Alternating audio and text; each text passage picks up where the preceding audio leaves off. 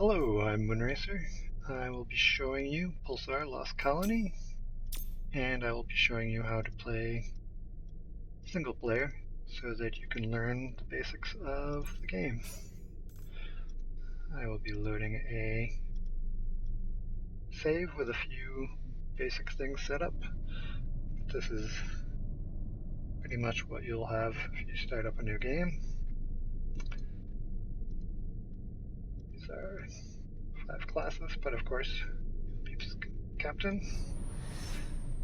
And I will show you around the ship. This is the Intrepid. It's probably the easiest ship to navigate. This is the pilot section. Over here is the science and engineering is over there. So, pilot gets a nice exterior view while they fly around.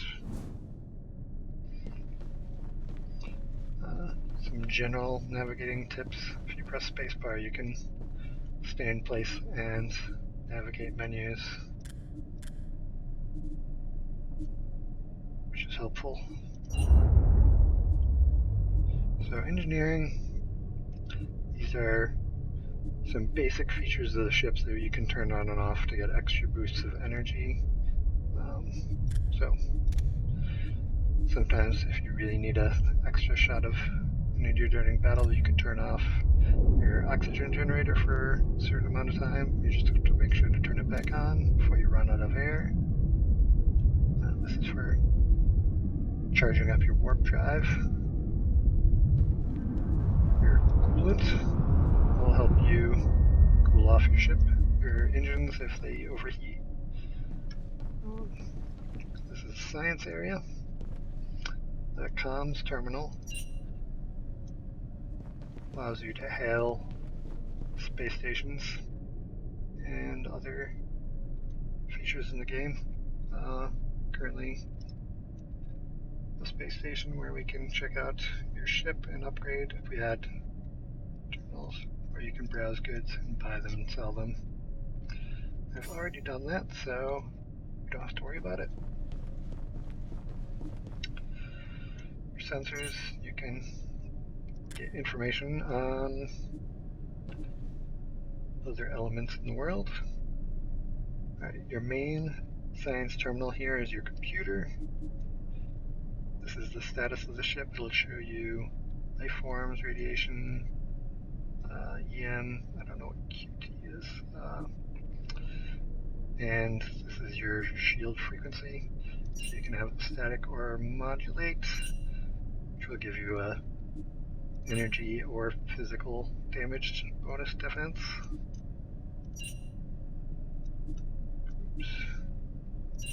Your search feature will allow you to search for specific sectors within the game map.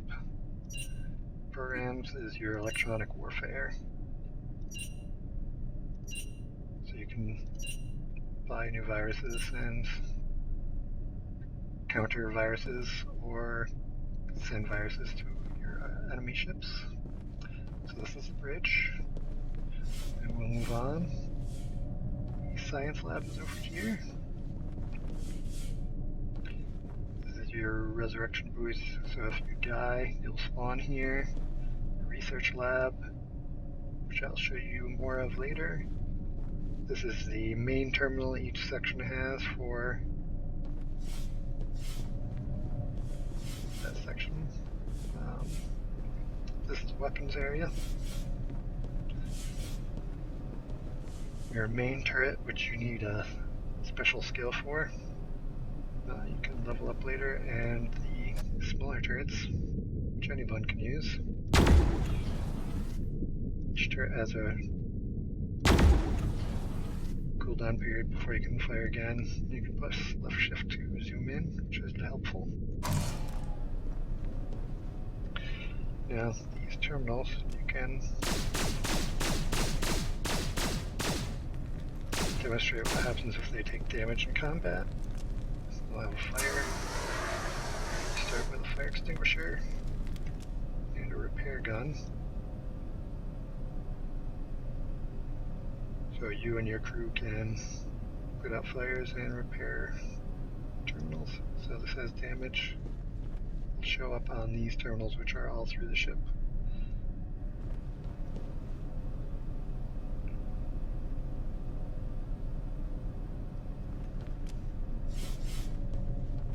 Okay, in this room, we have the teleporter. So you can teleport to any area in the sector that has another teleporter. I'll show you more once we get to a planet. These are your lockers for each class. Useful here is the scientist starts off with a scanner. If you press tab, go to inventory, you can equip the scanner for yourself. If you're playing single player, you might as well use it. The lounge is mostly for decoration. Life support. This is your oxygen generator, and we have exosuits for visiting dangerous planets. So you can just press R to put it on and off. And this is engineering. So each section of the ship has a lot of the terminals you get on the bridge as well. And some bonus. There's the manual programming charge station. If you use electronic warfare programs, you can load fuel here and spend fuel to recharge them faster. If you need to turn off the shields, it's this third control switch over here. You can see this top barrier goes away. You need that if you go to a repair station. And if I press this switch, shut down all power on the ship, all the terminals disappear. And this will give you instructions on how to recharge it. Ship OS, push this button.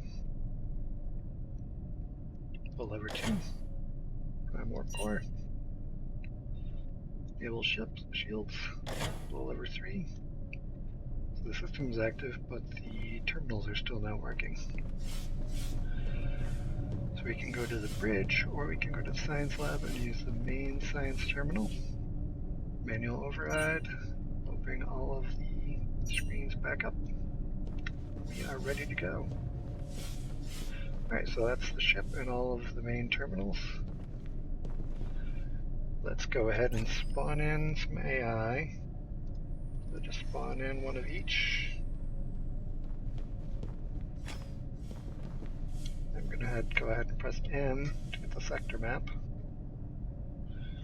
So this is quite a big map for the game world.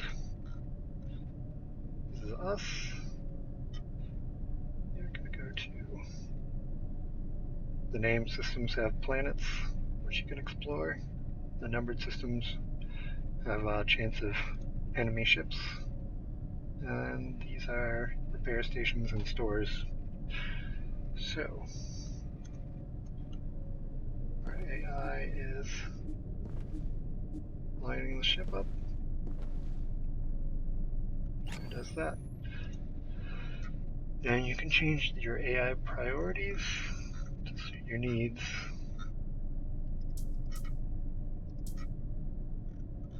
Show you what I have, but depending on what you want the bots to do. This is still a work in progress, so not all of the functions really work. Some work better than others.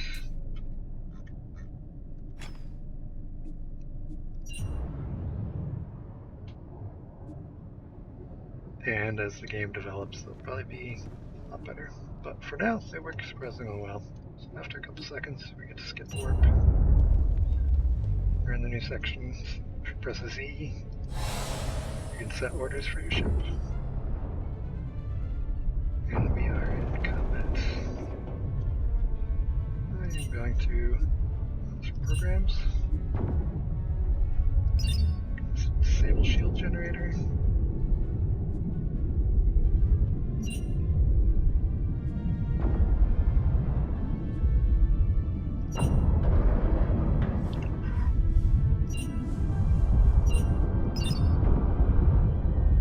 Shields. temp is going up. So as I said, one thing we can do is turn on the cooling reserves, and that will bring it down.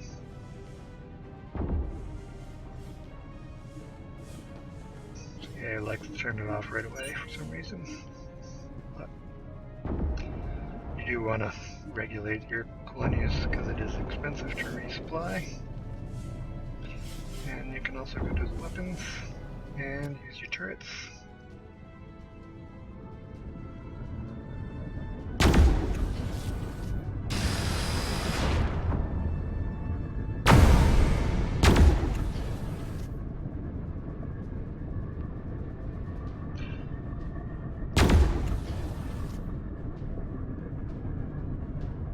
So this is pretty much the primary function of combat. Sometimes it's a little bit more interesting to others. So now that the enemy ship is destroyed, your pilot bot will go to those glowing orbs, which are pickups. Usually scrap, sometimes they're weapon or ship upgrades for your ship, which you can install later. Then after they pick them up, we will line us up to the next sector. And now that we're out of combat, the ship should start cooling off.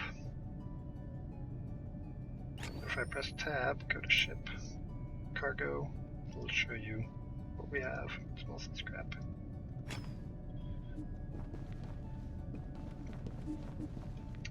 And the circles will show that these programs need to reload. They usually reload pretty quickly from one jump to the next.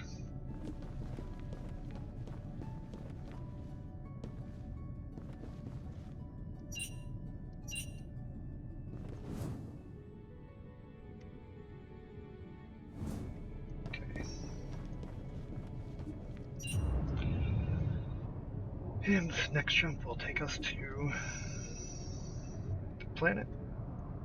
And we'll beam down. I'm going to say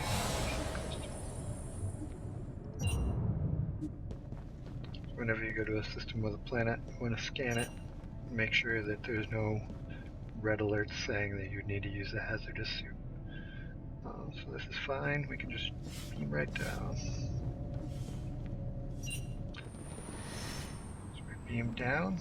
There's another control here to beam back to the planet, or to our ship. Alright. Pick up here. If I press 5, we can use a scanner and see that there's some enemies. So I'm going to try to take these out.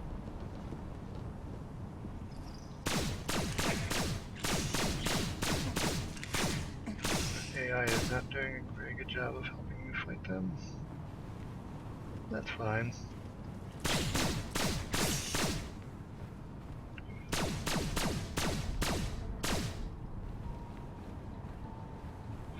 So, first person combat is not super exciting at this time in the game. Hopefully that'll improve. Oh yeah, you can just spawn, teleport down, and look for pickups. Sprint, have a jetpack, can fly around.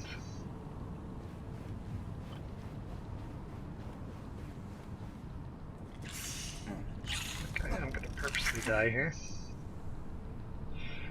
And I'll have a cooldown time at the top right, showing how long it'll take to respawn.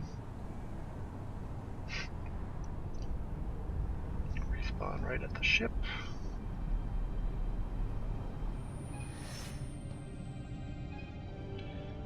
Alright, so that is the basics. Here's the research terminal. I can use those, and anything that I can research will be here to choose.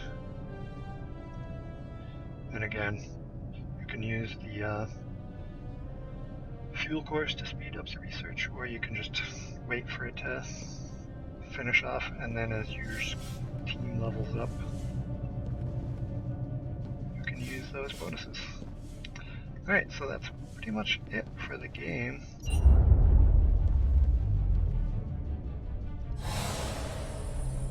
I hope this tutorial came in useful. and I think this is a pretty decent startup for an early access game. I'm enjoying it a lot. Alright, I hope you enjoyed the tutorial. Thank you for watching. Bye.